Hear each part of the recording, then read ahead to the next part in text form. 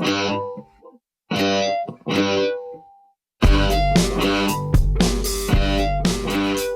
there, it's Phil. Welcome back to the show. I'm here with Skye Jitani. Hi, Phil. Hi, Skye. How are you? I'm slightly under the weather. I'm not my broadcast best right now. Okay, I'm sorry. But you're better than Drew Dick was a few weeks ago when he sounded like I'm always better than Drew Dick. Large northwestern frog. Yeah, I'm better than that. Yeah, you're always better than Drew Dick. Yeah, that's what I said. And that's a broad blanket statement? Yeah. Okay. Drew, the gauntlet is down. And we're also here with not Christian Taylor, but Melinda Schmidt. Yeah. Hi. Hi, Melinda. Good friend, old friend. Yeah. Long time wanting to go on back. here. How long? How many years? I don't know, years. Lots of years. Couple years. So Lots many of years. years. All right. Yeah. Well, we'll find out who she is right after I do the theme song. Hey, it's a podcast. What do you know? Hey, it's a podcast. And we got video. Hey, it's a podcast. So lend an ear. The Phil Fisher podcast starts right here. Oh, we'll talk to Skye. Hello.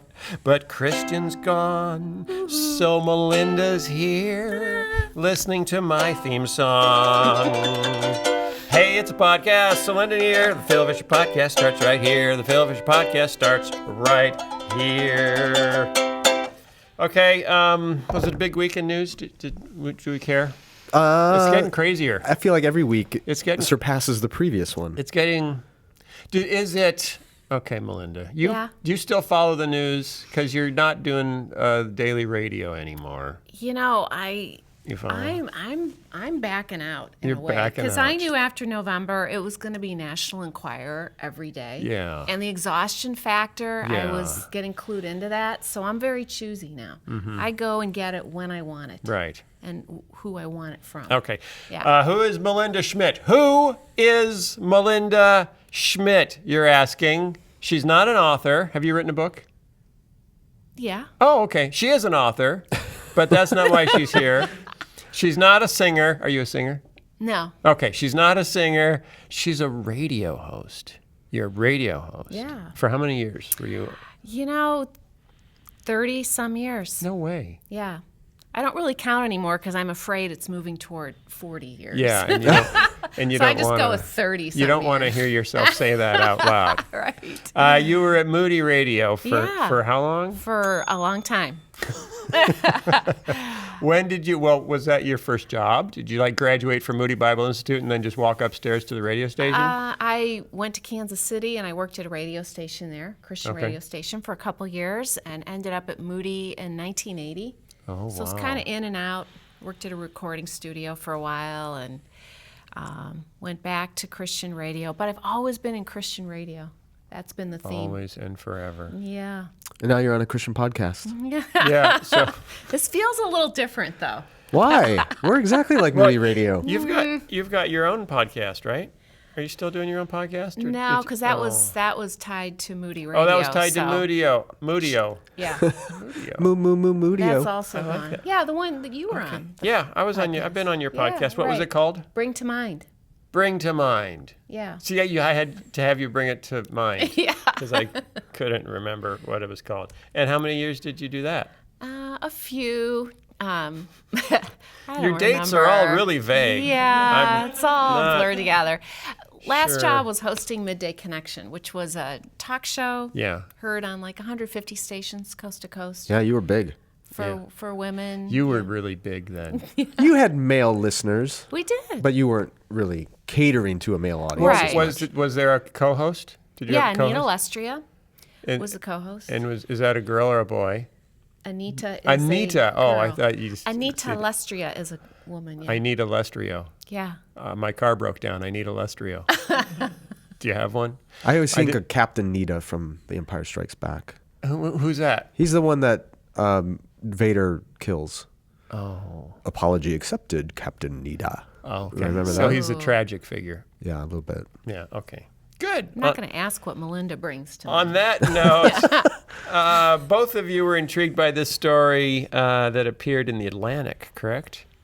Yeah, well, that just came up, but there's plenty to talk about. we don't but have to talk about it. No, if we you can don't talk want about to. that. If you don't want Well, to talk Melinda emailed me earlier about it. this week Yeah. about an article in the Atlantic that I happened to have already read, so it was kind of intriguing that because I Yeah. really liked it. And but I saw it too. yeah. Here's the headline: These conservative Christians are opposed to Trump and suffering the consequences. Have they been put in detention centers? What? It was written by Emma Green, who does a lot of religion reporting for The Atlantic. Yeah, and she tends to be pretty fair. She starts out by saying, earlier this month, Jonathan Martin jotted off a sad tweet. I've lost count of the number of people who say they've had ministry jobs threatened or been fired for speaking out in some way in this season. And then they give numerous examples of folks who took an anti-Trump position in what had turned out to be a pro-Trump subculture. Yeah, but what No? was more intriguing about it, and let's let Melinda jump in on this, is they were not voicing their political opinions within the realm of their job. They were voicing it in their social media or in their personal communication in the world, and yet faced consequences and repercussions in their jobs for doing so. So, Melinda, what was it about the article that kind of grabbed your attention? Related to it, honestly. I don't think this is the beginning of this kind of stuff going on, especially in Christian media. In the past, it's been more theologically initiated, but now the stakes are a little, I don't know if they're higher, but the election's out there. It's everywhere. And so, it's, everybody's grabbing onto that. And related issues like transgender, LGBTQ, refugees, immigrants. So a lot to express opinion about after We this seem to be election. coming up with quite a laundry list of things to choose sides Right. about. Well, it seems like in the past, if you were expressing, I can remember I was working at Christianity Today, and there was another person working there who, outside of their work at CT, was expressing significant doubts about core Christian doctrines. And that became an issue because we're like, hey, you work at CT where there is a statement of faith we have to adhere to. You are creating content for CT that is for a Christian audience. If you significantly doubt the claims of Christian faith and you're expressing that publicly, that's a problem, right? That made sense. Were you the to me. one who was No. assigned to poison him with a sharp pointing No, thing in I the wasn't. Singapore airport? I wasn't, but it brought up really interesting questions for us about to what degree do we need to be aware of what employees are saying outside of work in Right. social media, right? Yeah. Right. And when you're employed and you're signing on to the corporate Yeah. stuff, The party line. the party line,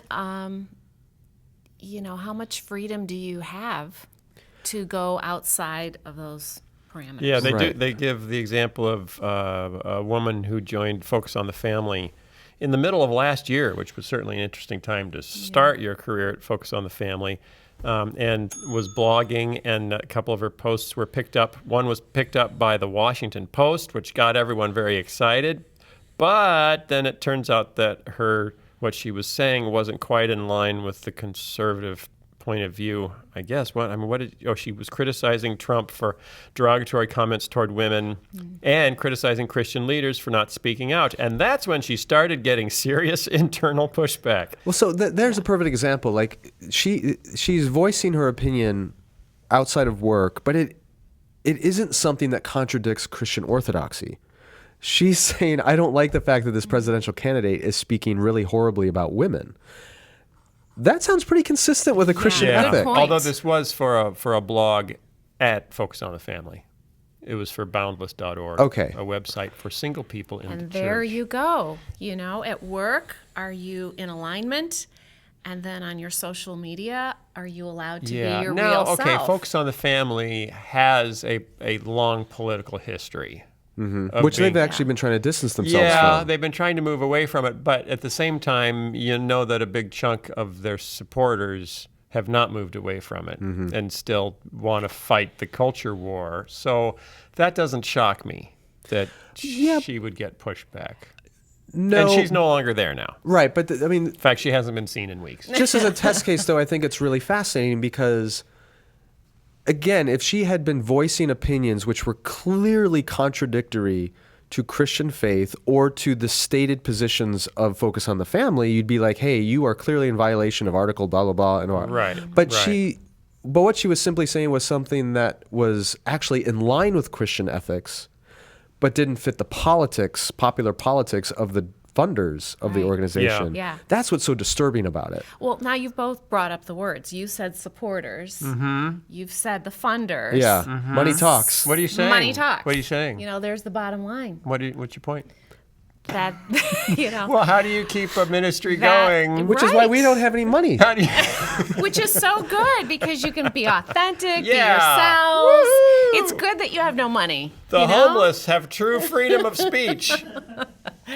You can say what you want. It just bothers me that somebody who's actually holding up a Christian ethic gets penalized in a Christian Yeah, I organization. can tell this is bugging you. It is really But bugging you're me. kind of like, But I also completely get it. And Yeah. I've said many times on this podcast, you know, it's about money. Economics drive these things. Right. And I think a lot of people are naive, and it happens in churches.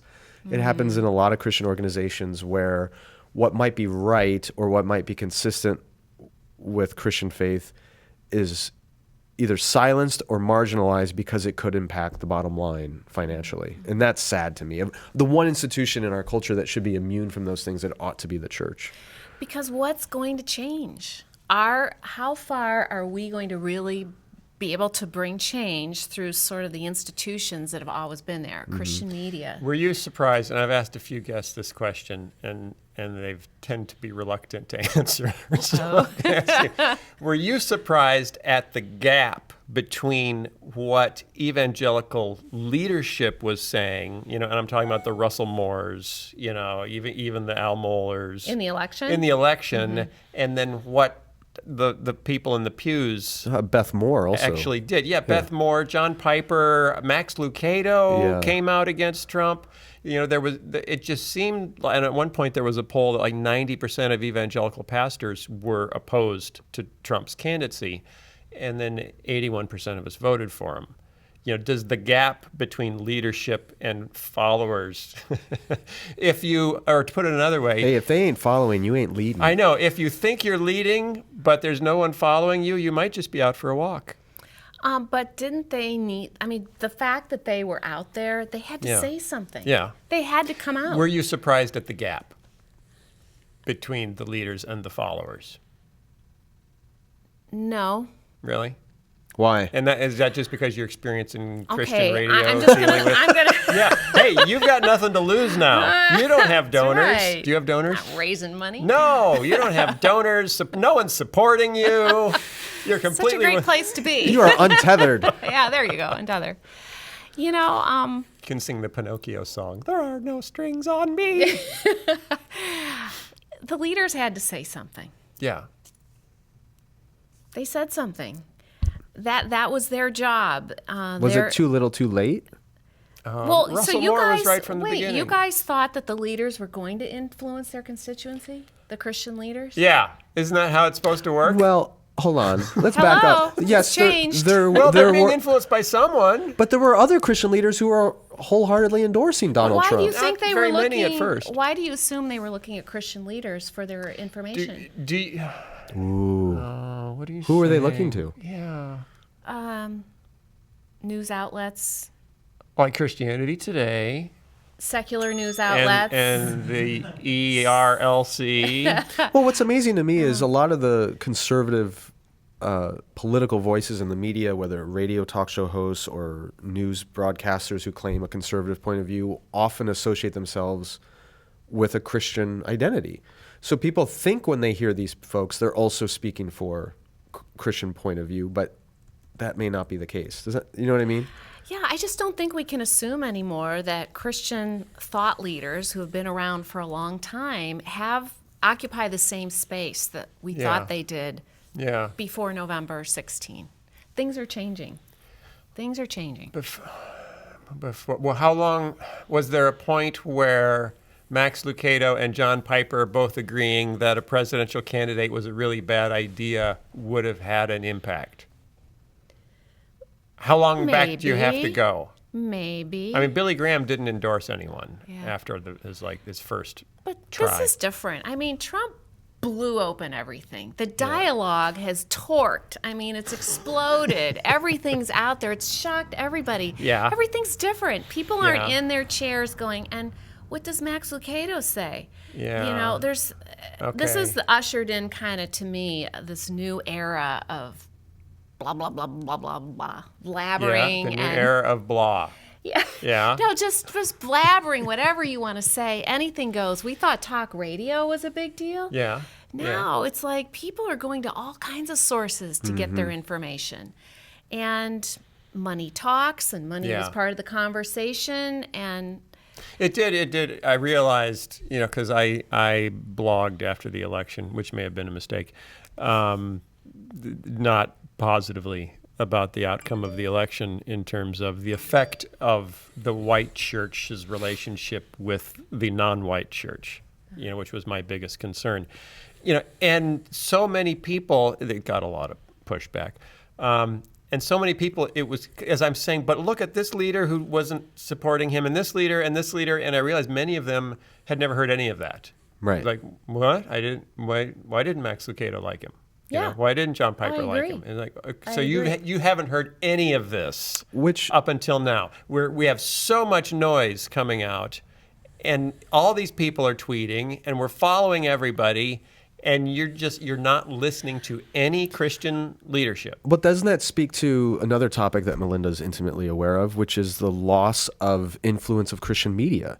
Yeah. I mean, people aren't reading Christianity Today. They're not listening to Moody Radio. They're not engaging in Christian news or evangelical news outlets. They wouldn't know that Max Lucado opposed Trump because they are inundated with a bunch of other voices, and the Christian content isn't rising to the surface as being important enough for them to engage. And the other side of it is pastors are not talking about these things on Sunday. Right. Because of the Johnson Amendment. Once we get rid of that Johnson It Amendment. has nothing to do with that. It's because they don't want to cause any You guys, unnecessary this conflict. was scary. It was scary What to part? go out there and say what you really believed. I mean, We did it all the time. Christian well, I didn't know how leaders- unpopular it was. Well, you guys, you're It was out of ignorance. You're underground. Right. Underground. No, you're not That underground. means we're buried in dead. You've got in a your warehouse niche, in an you've got alley in your- Carroll Stream, Illinois. That's You've kind of got your underground. tribe, but you know what? It's been scary for people to come out and really tell the truth. Like you're saying, John Piper and Max Lucado. Yeah. Well, how do you know who they voted for? We don't know what anybody did. And people were afraid to say who they voted for, and they kept quiet. And this is what I'm saying. Who saw a town hall like with Donald and Hillary before? It was know. crazy. I know. It was Everything nuts. has exploded, and I think it's given people freedom to say, I don't have to pay attention to leaders. Nobody trusted Hillary. Nobody trusted Donald. So they went and dug up their own information. Yeah. They did it on their own. And here's a question. Do they still trust John Piper and Max Lucado and Russell Moore? Yeah. Or you guys? Well, yeah. Russell Moore's taking heat. We know that. I mean, So is it the overall decline of trust in any authority, I'm kind of wondering. in elites and experts in institutions? You can't have a sustainable culture without trust of institutions. But you have these personalities that are considered authorities. You find your personality, whether it's Rush Limbaugh, whether it's Sean Hannity, whether it's Rachel Maddow, whether it's Jon Stewart. It just seems like you find one, you narrow down to one voice and say, he's my guy. If he says it, I say it's true. Is that new? But you've just listed a lot of several comedians as well. Yeah. And includes Saturday Night Live. I mean, Yeah. when that becomes Yeah. the place where Where I get my news. Yeah. things are changing. Okay. And is this like the natural outcome of once upon a time there were 3 channels, and for Right. news we all turned to Walter Cronkite Right. as a nation, and now there's 48,000 channels and anyone can turn anywhere they want. Right. Is this just the fragmentation that started with cable in 1978? Well, yeah. Actually, I'd argue it started with the Protestant Reformation 500 years ago. Absolutely. Because that's really where we got modern cable. I could make the case, but I won't. Yeah, no, there's a case there. Just yesterday, I got a news alert on my phone about intelligence are telling news media that there have been contacts between the Trump administration and the Russian government throughout the campaign. So I'm like, oh, interesting. So I click on it. It took me to the CNN website, and I see like 4 different headlines all related to this story and about Flynn resigning from National Security Advisor. So I'm like overwhelmed with content going, oh, what do I read first? And then just out of curiosity, I flipped over to the Fox News website. It's not even there. Nothing about it was there. It was buried way down on the page was one story about how Secretary Mattis, who's the defense secretary, thinks Flynn's resignation won't have any impact. Like that was the extent of Fox the News. only story there was it's okay. And there were 10 other stories ahead of that were nowhere near any of this. I'm going, how do you trust media when one is sounding the alarm about Russian influence in our government and the other is pretending it's not even happening? Yeah. What are you supposed to make of that? Well, and I'm interested in bringing it back to what you started off with, okay. Phil, which was the Atlantic article and sort of the Christian media. I'm really intrigued with what is going to start happening within those, and they are institutions, be it radio, Christian TV, magazines. How is that going to start to shift? Because Christian media, right, has been about containing. Keep the troops in line, the listeners, keep them in this box, right? What's the box? Is it a theological box? Theological, okay. The fundamentals. But is the media trying to contain the audience, or is the audience containing the media? And does the audience like being contained? Are they rebelling? Will they rebel? Will a portion of them rebel? Well, going back to your other point, though, Melinda, is the audience is actually not the audience. The audience is the funders. Yeah. The people, they're the customers, which is true for all media. Yeah, but the people, like in traditional the audience funds. In traditional media, the audience are the advertisers, the people who are paying for the commercials. And if you offend your audience, the advertisers leave. And in a lot of Christian media, the audience are the funders, the donors who pay to keep that radio station on the air or your network happening or your magazine published. So if the funders get upset, lights out, game over. And the funders tend to be, statistically, older, more conservative, whiter, middle-aged white guys. Right. So that's gonna restrain what Christian media outlets talk about and how they talk about it. Yeah. Bingo.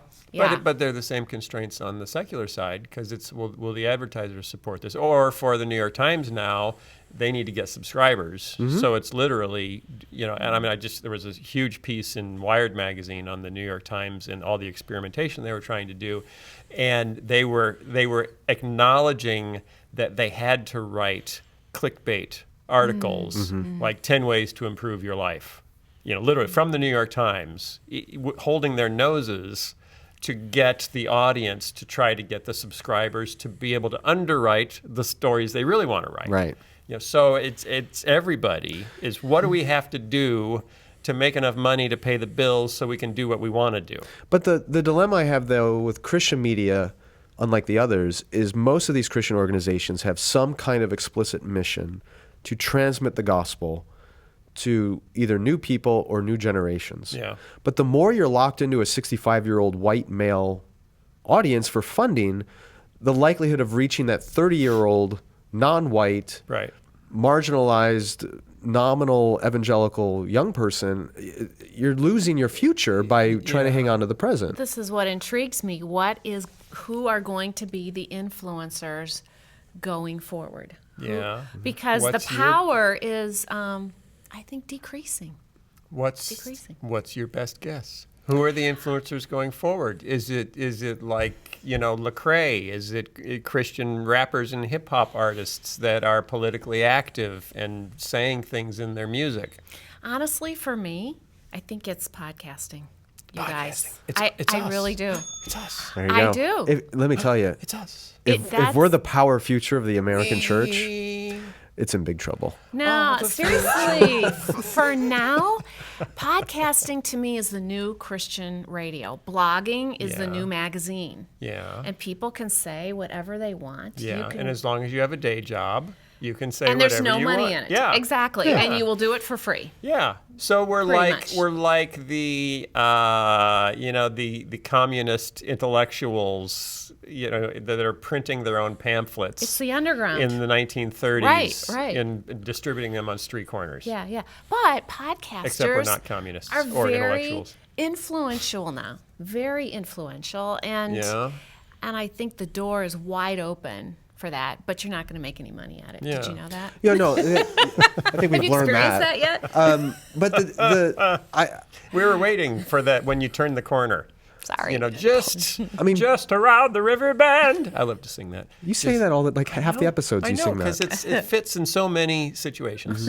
There's something kind of adventurous and romantic about that concept that we're just going to be these little Yeah, underdog we're revolutionaries. pirate radio. Right, but real cultural change tends to be sustained through institutional development and transmission. You're really tied to the institution. I'm not actually. I'm usually the it's person. The second time Yeah, you've you're mentioned that. anti-institutional. I am- Mentioning the actually- institution. What do we have to do to become an institution that would make you happy? Do we need underwriters? Do we? be an institution. No, do we I tend to need- be anti-institutional, but at the same Okay. time, I recognize that institutions create stability and long-term Do we need change. But Or is it institutions just a wave happen after wave of voices? after the new thing gets going. Yeah. Then it gets Yeah, institutionalized. when it gets calcified. Yeah. Then now it's an institution Right. because it can no longer bend over just- to put on its own socks. That's what happens. Well, Andy keeps Crouch. it together. Andy Crouch talks pretty intelligently about everything, but about institutions as well. And he talks about real cultural change happens over 3 generations. Okay. And if you're going to transmit a message over 3 generations, you need a device to do that. That's institutional. Yeah. So you need schools, you need colleges, you need churches, you need denominations that can take an idea and drive it through multiple generations. Yeah. And are things just moving so rapidly now that idea is totally antiquated Hard for and why anything to bother? survive that long. Right. Well, Andy also says something like, if you want to change culture, you have to make more of it. Mm-hmm. So Yeah. you guys are doing we're that. making more culture. You are. You're making more culture. And in 20 years, a couple generations or whatever, maybe it'll become institutionalized in some weird way that we can't imagine right now. But this is the exciting time to me. Yeah. Because go for it. Go make change. What have you seen? What are the changes you've seen over the last 20, 25 years of Christian radio? Let's just talk about Christian radio. And do you think it's done except for... just the number of Christian... I don't think it'll ever be done. There's always going to be a niche for a target audience that is more new to the faith. Christian radio has primarily been feeding new Christians, rarely attracting. But there's less Christian talk. There's more music. So, right? I mean, no, not haven't a lot of the necessarily. stations converted to either Christian music or conservative talk, like in the Salem world? Yeah. Okay. That's gone talk. But again, And who not are- Christian talk. Who are you talking Conservative to? talk. Like Right. political Yes, conservative which talk. seems to be like just like 2 degrees on a switch on a dial when you go from Christian talk. But people who are conservative about talk. either theological or political fundamentalism, Yeah. they're at a certain stage. And so there's always going to be What an kind of opportunity. stage? Well, I know people who've been in that stage for a couple decades. Exactly. And I maintain that Christian media keeps them there. Oh, are you telling me that Christian It media keeps them retards there. people's growth? Wait. It keeps them Wait, there. back up. Wow. What did we just say? Wait. We said Christian radio is retarded. It's retarding. Retarding. Retarding. Retarding. Yeah. You can't say retarded anymore, but you Yeah. can say retarding. I didn't mean to say retarded. I meant You said it. retarding. Yeah. Too The late. verb. The verb. Too late. It's Not- on the internet, and the internet Whatever. never dies. But it retards development, growth. Right. In what way Right. does it do that? Because its target, Klaus Isler says, Whoa. I like that name. I like him, Klaus out of Fuller. Isler. He says the framework for childhood development is rules. And for adult development, it's wisdom and growing a heart like Jesus. He's a Christian. And low fat. He's at Fuller. He's a Fuller, yeah. So, okay, for children, you've got rules, you've got the fundamentals. Yeah. This is what to think. Right. This is what we Everything believe. I needed to know this I is learned where in to go, kindergarten. Right. Well, a lot of Christian media is in that space. Here are the rules. Here's what you should The think. kindergarten space. Here's But your if you 3 want to go steps. to junior high or high school or Yeah. college and start thinking for yourself, Yeah. if you want to learn to connect to God in creative ways like a labyrinth Yeah. or coloring your prayers or whatever, that doesn't fit. With Thinking all the outside colors of of the box wind. doesn't happen. Just around the river bend. So See, it fits Did in that again. fit again? Yeah, Oh, it fit. wow. The analogy that comes to mind is you hear about people who come to faith at some very seeker-driven kind of church, and they stay there for a season, and then they get hungry for deeper teaching or Yeah. more in-depth. And then they become Anglican. Well, not necessarily Anglican, but that happens. But they leave the church where they came to faith because it's really designed as an outreach ministry Right. to Yeah. attract Right. non-believers. It's a gateway drug. It's an entry point. It's an entry It's point. an entry yes. point. But Yeah. what you're saying is Christian radio is really an entry point, or it's a Yes. nursery for young Christians. Yeah. Yeah. But people just get stuck So there. you have Yes. to prod them out of it Yes. into what would be next. Was that the problem? Is there isn't Yeah, there something isn't. Well, next to but- graduate but into? You have to You read can't books. talk about what's next because now people are thinking on their own. They're exploring. They're Yeah. trial and error. Yeah. And that goes against that beginning kind of faith. So you want people to remain dependent. That's what you're saying. That to me, being in Christian radio for lots of years, that's what I saw. That's what I believe happens. It's about keeping people contained. I think they're good-hearted. They're well-intentioned, but it works. The audience is there. Money talks. People like them. Well, you find a pattern that's repeatable, Yeah. and then you keep repeating it. Yeah. Because you need to have a paycheck. But guess what? Yeah, if, what? if you think for yourself or you've got new practices, spiritual practices that are intriguing to you, here's the other thing. They are deemed theologically heresy or, out of bounds. Right, they're or- demonized Exactly. to keep people They're not contained. on the okay list. Right. They're You s- not. They're scary. you It say- could be Eastern influence. You say know. Christian radio needs an enemy. Who says that? You said that. Where'd you say that? Yeah, In the notes that you made that you sent Yeah, to Oh. you, that you they- sent to me. I thought it was written somewhere like published.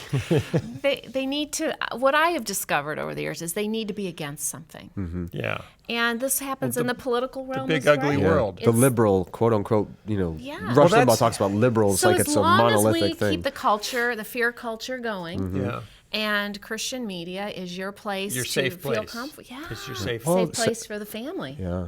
Well, don't we need safe places for our family, Okay, Melinda? I have a question. Yeah.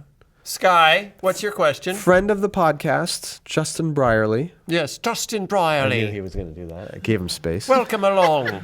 So in the UK, the Christian radio is very, very different because they have that unbelievable podcast and radio Mm-hmm. Yeah, program, I'll- which brings together Christians and non-Christians to debate. Yeah, it's public debates. And it gives equal Not platform. going to happen in Christian radio in No. the U.S. So what's the difference? It's going to happen on a podcast. Yeah, but what's the difference between the UK Christian environment and the American Christian environment that it Big. makes it acceptable in the UK but intolerable in the US? They don't have our structures in place. They don't have our America equals Christian. They're a, At one point, Britain equaled Christian. well, how many? That was a while ago. Centuries That- ago. That trailed off. Because I'm thinking if Moody Radio, for example, suddenly did an unbelievable type program that brought in atheists week after week after week and gave Yeah. them the opportunity to argue actually against the argue faith against- with really thoughtful, intelligent Christians, Yeah. would Moody donors freak out about that and be like, Here- whoa, here's you the can't thing. do that? At the end of the broadcast, it all has to come back to what the truth is. It cannot be open-ended.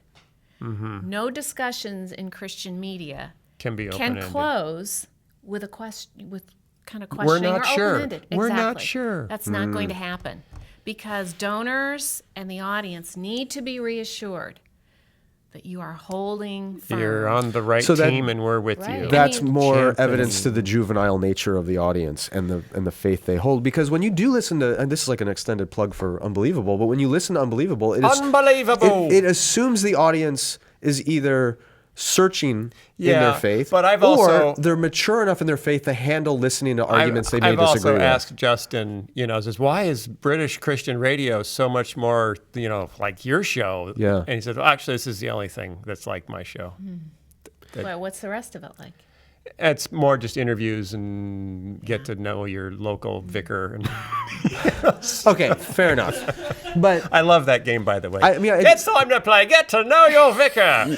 we all have kids at different ages, and when you're like, my youngest daughter right now is in this phase where she thinks she has every disease under the sun and is always asking about. What if she does, I and know, you're it's just- ignoring So her? cute. But my wife's always on my case because she's like, my daughter will ask me, Daddy, do you think I'll ever get a bad disease? And I'm like, I don't know, maybe. One day, you got a long life ahead of you. And my wife's like, no, you just say no. You just say no. You're not going to get a bad disease. So, when they're little, they just need that black and white Right. kind of assurance Right. and the Right. clarity. And then they get a little bit older and they're teenagers, and then you can talk about more of the ambiguities of life and the difficulties of, but is that what you're saying? Is there's an immature Christian radio audience that cannot handle honest Christian answers? media, maybe. Is it only Christian radio? So we tend to have a lot of authors on the show whose books are with just a very narrow number of publishers. And that seems to be because those are the publishers like that, like which publishers? IVP. Yeah. We have a lot of IVP authors. That's InterVarsity That Press. makes sense to me. Yeah. Absolutely. So why is that? It's just a different DNA. Every publisher has its own DNA for who they're, what they know how to sell. Right, and IVP is committed to a thinking audience. Yeah. And they're willing to never have a true plus they're bestseller. academic. Well, they have Plus IVP they're academic. Yeah, but that's a different label. IVP. I mean, it's within IVP. It's but within yeah. IVP. No, even their regular titles to me Yeah. are more academic and Okay. thought-provoking than a lot of other Christian publishers out there who don't assume that you've read anything Ever. outside of yeah, seriously. So I think there's this Okay, so let's talk Christian TV real quick. Christian TV has not helped much because they don't have the money to produce shows, so the shows have to be produced by wealthy pastors who then buy the time on Christian TV stations to air them, which is how the TV station pays for itself, which means the people who get the airtime are wealthy, the wealthiest. It's the prosperity pastors, gospel. which tends to be prosperity gospel. So Christian TV is really just infomercials Yes. for Yes. often prosperity preachers. It is. Yeah. So that completely shapes the messages that get spread through Christian television. If you're flipping around saying, why can't I have Christians on TV? Mm-hmm. Well, because the ones that end up on TV are the ones who can pay to be on Right. TV, who are the ones that raise the most money. And you know what intrigues me, and I'm going back to Christian radio, is Yeah, why go for can it. you not have a platform where you have the introductory, as you said, juvenile, teaching for the kids, those young in their faith, and then something else for those who want to explore their faith or who want to have a dialogue about the questions. Do you guys think that will ever be under one roof? I mean, that was my dream at Moody Radio. Like, can we have something for everybody on the spiritual continuum? What keeps Well, us then from who's your doing audience? that? All those people.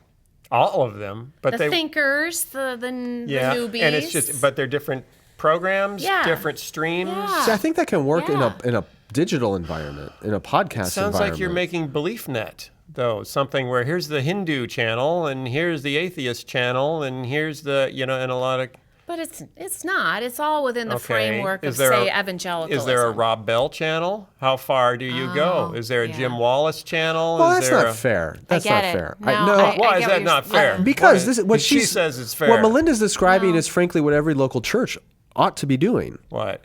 is creating environments for Something for everyone? no, something for those new in their faith or young or even literally children, and those who are mature in their faith and growing. Like a local congregation needs to have these different environments, all within the context of what they hold to as orthodox. Right. So, but a teaching. local congregation has pretty tight theology around the pastor and the elders. Or the denomination or the tradition that they're part of. There still would have to be tight control at a Christian radio station. Because you're right, Rob Bell's not going to happen when John MacArthur's on in the morning. Right. It's because the people that listen to John MacArthur very much believe Rob's off the wall. Okay. So what should we start? What should we build? What should we do? What should we do, Melinda? Well, I think we're going to have to go have coffee and talk about it. And then we have to get back. We have to do a proposal, and we have to think about this. Okay. Oh. Do you see a future for Christian media? How about movies? Christian movies. Those are... Where'd your smile go? Did you see Silence?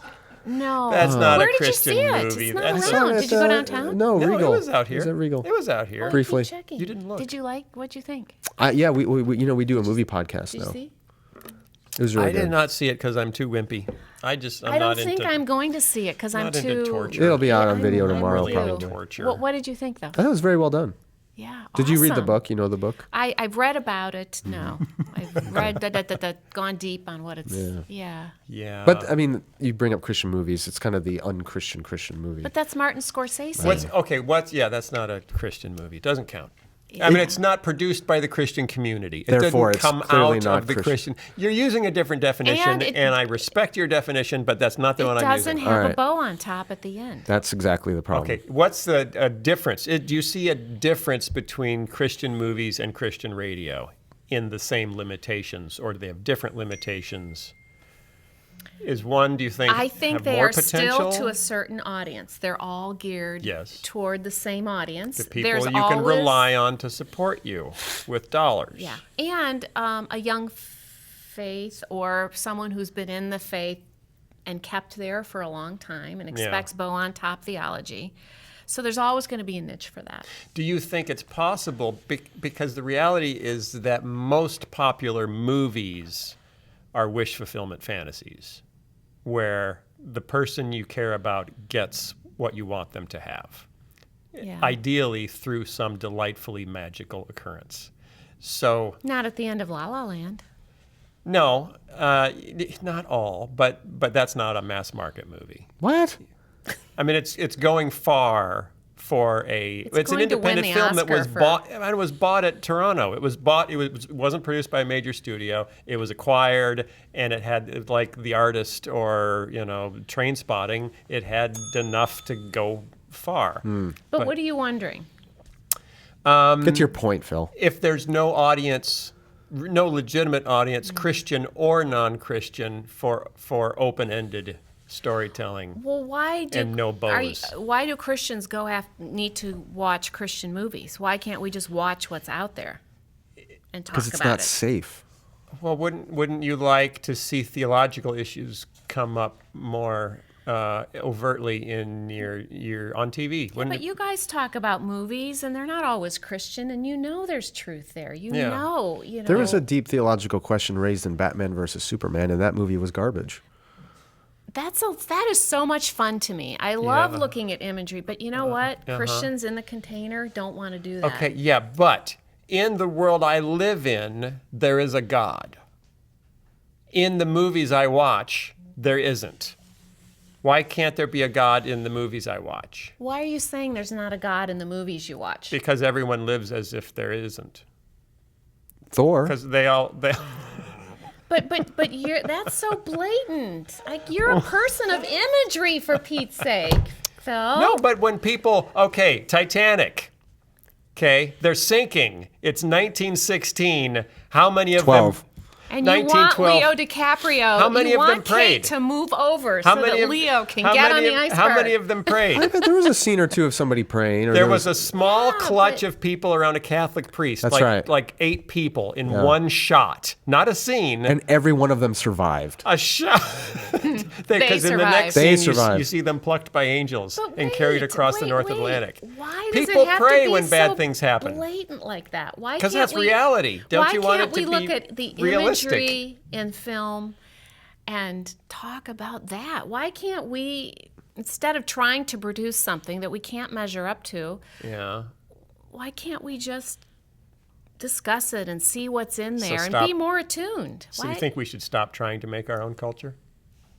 make different culture, but it doesn't have to have God in it or prayer Oh, tell in that it. to God. You know? Hey, Sorry, big fella. Go- You don't fit into my creative Okay. framework. but go outside Yeah. tonight and look up. He is there. So He is there, but he's not praying. But the stars, the everything else is there. Yeah, It's yeah. everywhere. here's the analogy I would Okay, I would okay. make. Okay. Jesus is hanging out with his disciples for a couple of years, and he then turns and says, "Hey, I'm going to be leaving, and it's better for me to go." And they're all like, "What are you talking about? How could that be possible?" He says, "Because I'll send the Holy Spirit, and He will instruct you in all things." And he should show up in your movies. But the idea was, an infant faith needs a physical, visible presence of Right. Jesus. A more Right. mature faith needs the Holy Right. Spirit, so that Yeah. through the Spirit Right. I see Him in all things. Yes. Okay. And what we have is an infantile evangelical movement in America that wants God explicitly visible in everything. On the back of my car, on my radio station, in the movie theater, on my bookshelf, everywhere, in my life, on my T-shirt.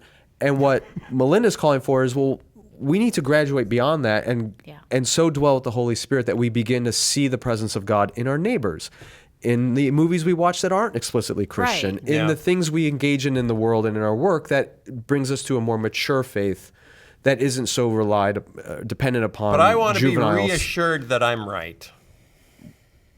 Well, then you're looking for the wrong thing. What in See, he's just tempting us with that ukulele. Like, he's going to wrap this thing up, but he wants to keep Does going. anyone ever take this? And He did once, and he threatened not to give it back to me, and it was uncomfortable. It got tense. it's very soothing. Thank you. I'd use it to, Self-soothe. stay calm The security blanket. in 2017. What gives you hope in media? What do you see that you like? Podcasts. Okay. I really Just do. the diversity and the plurality of voices? Yes. Yeah. Oh my goodness, there's so much to Well, choose from. And that's because it's a democratic format and it's inexpensive. The barriers of entry are non-existent, right? So movies are headed in that direction because it is more democratic. More people have access. You can make a movie with your iPhone. A couple people have done it. You can put it up on Vimeo. You can even sell it yourself on Vimeo. So don't we have the opportunity to see the same That's kind a of thing? good question. But Thank you, But what about Melinda. like making more culture means everybody head to River City Roasters Yeah. Coffee shop in downtown Wheaton, Illinois. and discuss a movie. You know, sort of that pub theology Yeah. kind of thing. So that's we're out not there. producers, we're So- just consumers. Well, Is that what you're no, saying? and then we are conversationalists. And you may Okay. remember that Jesus was a lot about having conversations. And Yeah. that's how he taught people. And he taught them how Okay. to think and taught them there were new ways to think. Mm-hmm. So I don't think we can be limited by media. Maybe we take the media and we do something with it that's different. And it's in our neighborhoods. Mm-hmm. And it's not all like Fireproof is opening in 3 months. Right. You know, right. that kind of thing. Didn't you did some movie screenings at Warrenville Church. Remember that? No, we did that way back. Yeah, in- I know it was in a Wheaton. long time ago. Yeah, yeah. But they did it. We call them.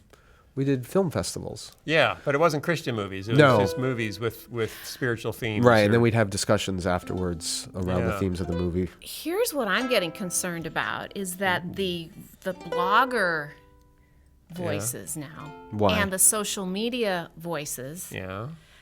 the tweets and In general, whatever, or the Christian in voices? the Christian Okay. voices, progressives maybe, that have been out there who are really like, they're starting to sound like Trump to me. I'm concerned that their voices are becoming like the other shouting loud voices. Becoming more strident. Yeah. So that's what's making me concerned Yeah. right now. It's like, wait. You're starting, not you. Yeah. You're starting to sound like all that big want. And this fighting and arguing Yeah, and right. snark that's going Right. on.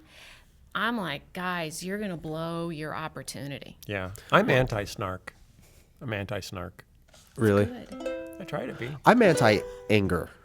Yeah. I think snark can sometimes be funny. Pro snark? Sometimes. Because you're But a little snarky. I can be, but it's the anger component that worries me significantly. Obviously, there are a lot of angry voices on the internet from all political and religious point of views, but when Christian voices use anger to build, and it's a very effective way to build an audience. Yeah. I think that's incredibly dangerous. The assumption is that you have to fight fire with fire. Yeah. And And that's what I'm seeing. Yeah, That's what I'm hearing. I think if Jesus has taught us anything, it's no, you actually fight fire with water. And that's not really popular these days. That's good. Thank you. You could tweet that. Where do we get this water? The dam in California. It's going to blow. I was thinking of living waters that will overflow. And Oh, never that too. run out. Okay, let's wrap it. What's your favorite movie you've seen in the last year? Do you see a lot of movies, or do you mostly Are just... you ever going to wrap this thing up? You just keep strumming and then ask Stop another talking. question. Sorry, okay. Do you have a favorite movie you've seen in the last year? Should I take the clickbait? Well, if it's an easy answer. It's not an easy answer. Okay, well then don't answer it. Okay, I pass. Go see Silence, and then you can Is that your favorite movie? pass out. Of the last year? Yeah? I don't know if it was my favorite of the last year, but it was good. Okay. It's not like you go see it again and eat popcorn and enjoy it. It's pretty depressing. How about you? My favorite movie in the last year? I haven't seen a ton, because so many of them are just, I think, dumb. They're just Yeah. dumb. I liked Finding Dory. That was awfully good. I saw a really great one on my Of course you flight. would like Yeah, Finding I Dory. tend to like kids' movies. I saw a really good one on the flight back from Thailand last week. What was that? I don't know if I can say it Okay, then don't. Why'd you bring it up? because it was so good, but I don't want to Do they offend have our audience. subtitles? No, forget it. it was then. in I'm gonna English. Sing. Here, whisper it. The title sounds worse than it is. I'm we not going to guess? say it. Just Okay, he's not end gonna the show. say I'll it. tell you when we're Not done. gonna say it. What movie did Skye watch? Well, he was flying back from Thailand. We can't say. We can't say the name because it's highly offensive. We'll lose all our donors That's and right. we'll get defensive because our content is often shaped by our followers. And then we can't look to the Holy Spirit who calls us to tell better stories with Melinda Schmidt. She's no longer on the radio, but that doesn't mean she's not it. And someday it might be conceivable in the U.S. to do a show like Unbelievable with Justin Brierly, because he's my buddy. He might require me to send him money for promoting his show, but I'm happy to, because he's such a fine chap to end my song on and say goodbye to Melinda Schmidt, my favorite ex-radio personality who doesn't like Christian movies. Hey, thanks for being on the show, Melinda. And if you want to support free voices of, and we'll even shape our content to match your political points of view, go to patreon.com/Phil Vischer and you can support us so we can keep doing this. Thanks, everybody. See you next week. Bye, guys. The Phil Vischer Podcast is produced by Phil Vischer Enterprises and recorded live at Jellyfish Lab Studios. This episode was edited by Jason Rugg and was fact-checked by absolutely no one. For more information, go to philvischer.com.